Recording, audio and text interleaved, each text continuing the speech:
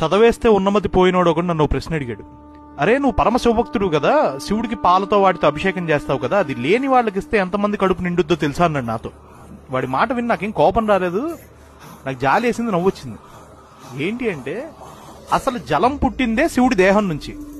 మనం అభిషేకం చేసే పంచామృతాలు, పాలు, పెరుగు, నెయ్యి, తేనె ఇవన్నీ పుట్టిందే శివుడి దేహం నుంచి. బతకరా జీవుడా అని శివుడు మనకిచ్చిన పంచామృతాలతో, అయ్యా నీకు తిరిగి మేమేమివ్వాలో తెలీదు, అందుకని చెప్పి నువ్విచ్చిందే నీకు ఆనందంగా తిరిగి సమర్పిస్తున్నావు అని చెప్పి అభిషేకం చేయటమే లింగాభిషేకం. ఏం లేదు, ఈ మధ్య ఫ్యాషన్ అయిపోయింది నేను దేవుణ్ణి నమ్మను అనటం. కానీ లోపల ఆడికి కూడా ఎక్కడో చోట గుబులుంటది. అమ్మ బాబు ఈయంతో ఎందుకురా బాబు అని చెప్పి దొంగతనంగా దండం పెట్టేస్తా. ఇంత దొంగతనంగా పెట్టాలి? నా సర్వం శివార్పణం, నా గర్వం శివార్పణం అన్నవాడిని శివుడు కాపాడుతాడు.